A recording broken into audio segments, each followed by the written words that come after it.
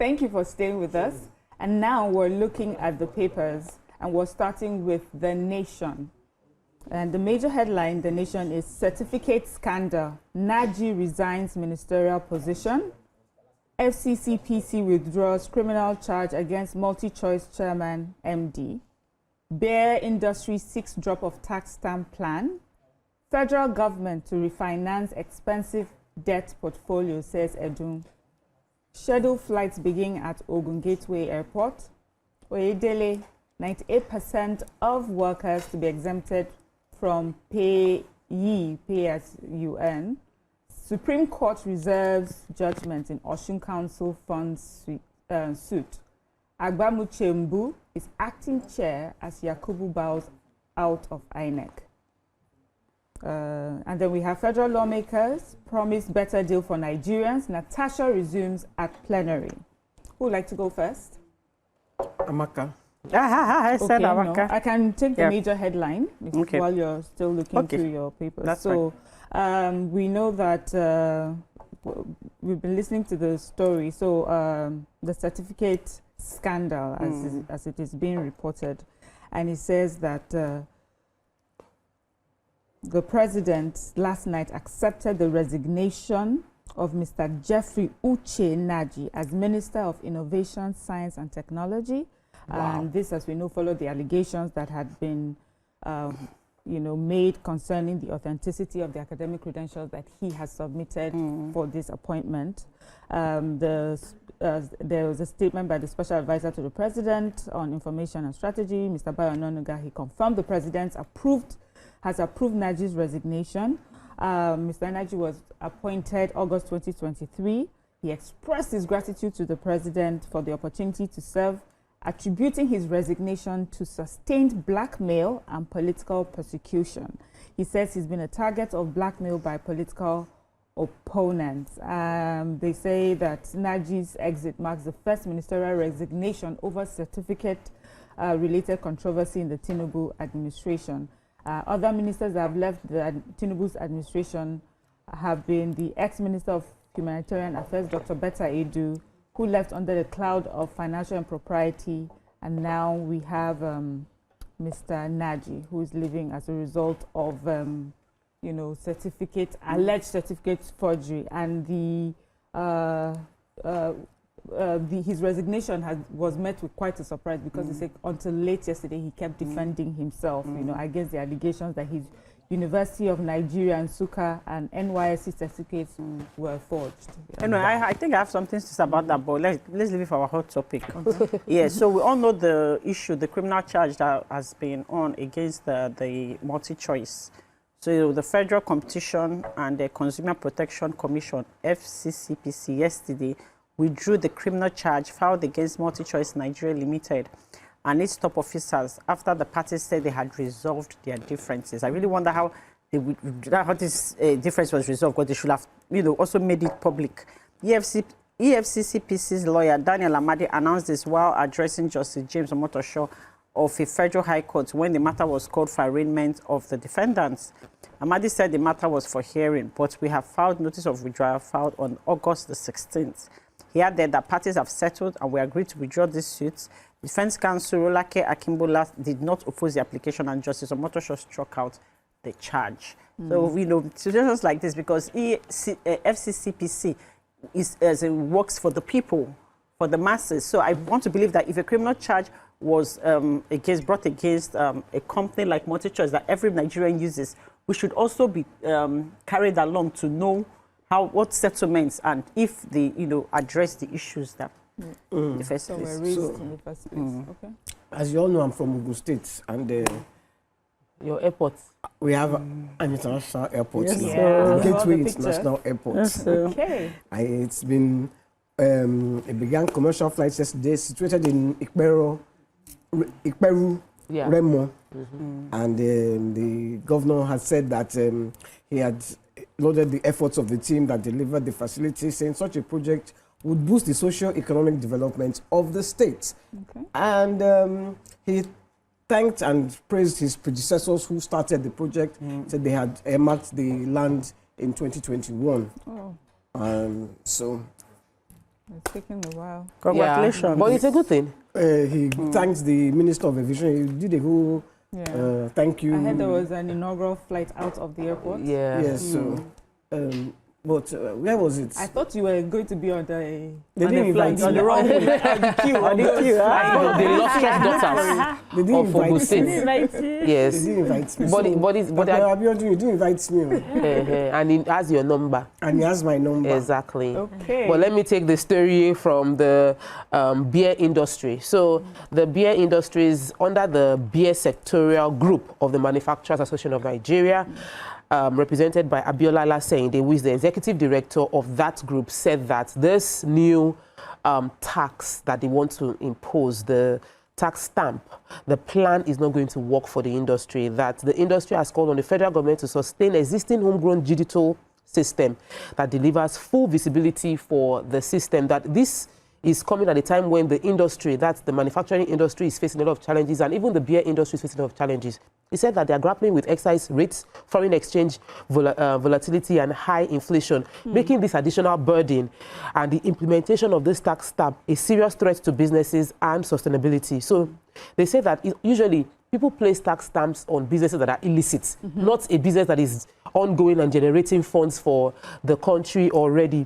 So it's also, they said that it's pertinent to know that the beer industry already maintains strict compliance with digital on-site officers and auditable accounts. So implementing this one will become a difficult situation for them, and also might create challenges for the industry. I just feel like anything that is going to make people lose jobs, government should just hold on small. If it is not a new tax, it's just to digitize the process. If the system is working, let's not roughly, because manufacturing is the bedrock of a lot of employment that is going on in the country, and we really need to keep people's jobs as much as possible right now. Yeah.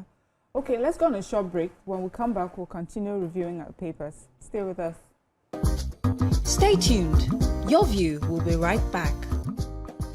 Thank you for staying with us. We're still looking at the papers, and we're looking at Daily Sun right now. And the major headline is the certificate forgery scandal. Tinubu's minister Uche Nnaji resigns. Failure in 2027 election not option. ADC. Strike. Federal government response to ASU. Expands negotiation team. Osun withheld allocation. Supreme Court reserves judgment. Akpabio admits rise in hunger. Reps commit to electoral reforms. Tinubu confers national honor on ex-INEC boss Yakubu. Ex-INEC chair proceeds on terminal leave. And we have finally Kanu's continued detention poses grave risk to his life. Ohaneze. Who would like to go first? Okay. Let me take the story of the ex-INEC boss. He's been there since, it feels like forever. 10 years is really, really a long time. But two terms, yes. 10 years, 2 terms, 5 year each. He's been here since, he's been at that position since 2015. His tenure was renewed in 2020, and now he has stepped down. I'm talking about the ex-INEC boss, the Independent National Electoral Commission boss, Yakubu, and he has brought a lot of reforms. He brought a lot of reforms to the way we conduct our elections, one of which is the BVAS, the Bimodal Voters Accreditation System, which was a really, really important part of checkmating how people were carrying out, people used to just write numbers. Yeah. And now when you snap the picture, especially with IREV, so IREV and BVAS ensures that if you did not register, it's impossible for you to, the number should escalate and all of that, which is really bringing a lot of credibility to the electoral process within Nigeria. And to honor his service, the president conferred on him the National Award of Commander of the Order of the Niger, recognizing his dedication and integrity. And the president also expressed gratitude for him for the significant contribution he made to the Nigerian democratic process. Of course, he made his own statement and his commitment, but I really think that we should celebrate him, because the two things he did, if it works, there are times when it doesn't work. We've had a few systems, but the system actually checkmates and strengthens our electoral process, and he spearheaded it. So thumbs up to him, well done, and we're looking forward to who's going to be our next, because the next one is conducting our next election. There's an acting, Agbamuche is the acting, for now. First time a lady. Yeah, and we pray they make a substantive one. So YK next. Okay, I took the founder of the Biafra Independent Movement, Chief Ralph Uwazurike. Uwazurike. Yeah, Uwazurike. Uwazurike, I tried there. Yeah. He's expressed his anger over the continued court trial of the indigenous people of Biafra, leader of the indigenous people of Biafra, Mazi Nnamdi Kanu. He put it on his Facebook page saying that they should release him before it's too late, that his continued detention is going to pose grave risks to his life. He has said that he thought when they reject the cases, he had thought that they were going to release him. And he said they released him, when they released him, he himself, they released him, so he thought the same thing would happen to Mazi Nnamdi Kanu, and that he's very ill. Okay. He's in and out of hospital with his heart and other ailments. I took this story because I really felt that they were going to release him too. And especially when they confirmed his health. Was and I saw him last time I saw his appearance in court. He did not look good. Normally he's very vibrant, but he was very, you know. So it would be bad if anything should happen to him while he's there. I believe that he had signed. He was willing to sign an undertaking. That's, I think, for peace to reign. They should let him go between the east and the west and the rest of Nigeria. Thank you. They should. Okay. Please release him. So the federal government has responded to the Academic Staff Union of Universities, ASU, on threat to embark on a nationwide strike over some unresolved labor issues. ASU on Monday noted that the government was yet to respond to the nationwide ultimatum it issued a few days ago, and they are rallying their and mobilizing their members nationwide to go on a strike because they had already notified the government. But the government also expressed poor confidence in the renegotiation with the team that ASU and university-based unions had brought on board. Hence, the decision to reconstitute and inaugurate an expanded negotiation committee led by Yayale Ahmed to accelerate the ongoing discussions with academic and non-academic unions across universities, polytechnics, and colleges nationwide. Mrs. Fola Shade, who is the Director, Press and Public Relations in the Federal Ministry of Education, in a statement yesterday announced that the President, Bola Ahmed Tinubu, has directed that all negotiations with ASU be concluded swiftly, fairly, and in the spirit of mutual respect. So now that they have inaugurated an expanded committee, let's see what happens. All right, thank you. Let's look at the Tribune. Nigerian Tribune, major headline, same across board, certificate scandal, Nnaji resigns as minister, ACF wants federal government to protect Dangote refinery in nation's interest, Ogun Airport records first commercial flight, Sanu Nasu to protest October 9 over federal government's failure to meet demands. Amaka just took that. Osun local government funds, Supreme Court reserved judgment in state unit against AGF. Tinubu writes Senate withholds assent to 2 bills, says federal government must prevent abuse of funds. INEC, Yakubu proceeds on terminal leave, hands over to Agbamuche Mbu, and Tinubu honors him with national award. New tax regime, federal government targets relief for 98% of workers. Who has what? I think health, CDC ends universal recommendation for COVID-19 vaccine.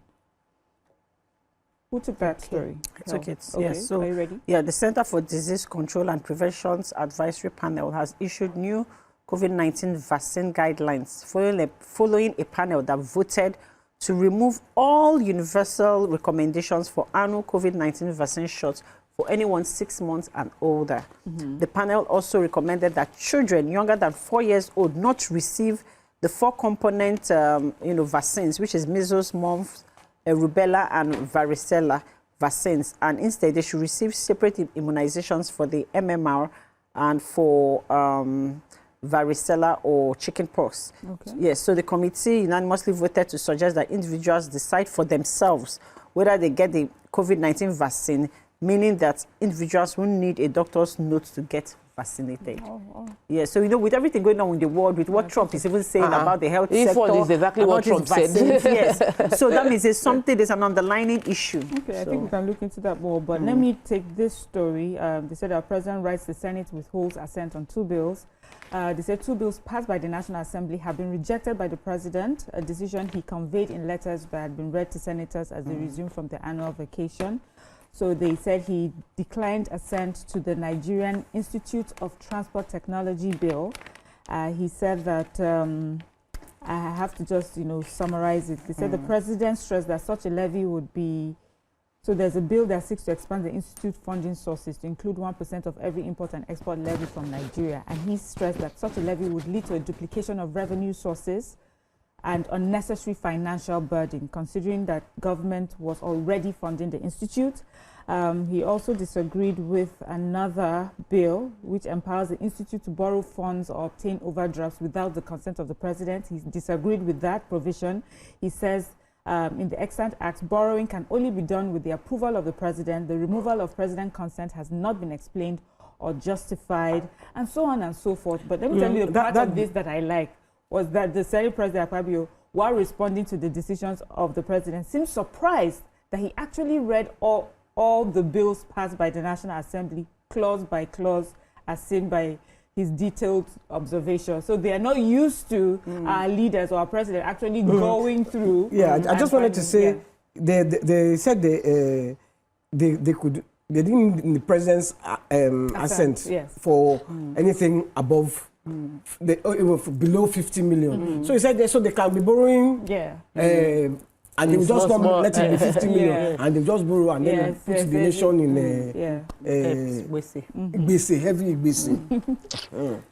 So there's a new, yes, I have a story. The new tax regime, according to the presidential Fiscal Policy and Tax Reform Committee chairman, our person, Mr. Taiwo Yedele, has disclosed that about 98% of Nigerian workers will not have to pay tax in the new tax regime.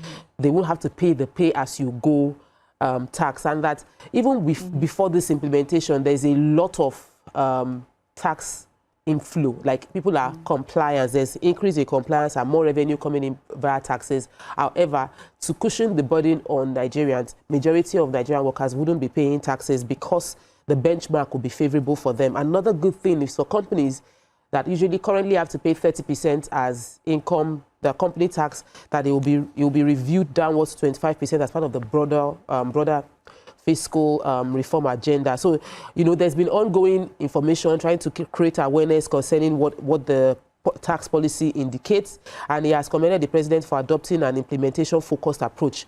So the committee is not only designing a reform, but they are also designing and guiding the implementation of the reforms. And he emphasized that the tax there's a plenty story.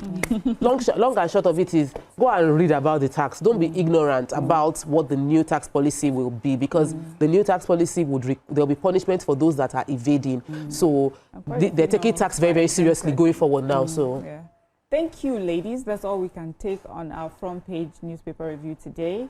Let's go on a short break, and we'll come back. We'll look at our hot topic. Stay with us. Stay tuned. Your View will be right back.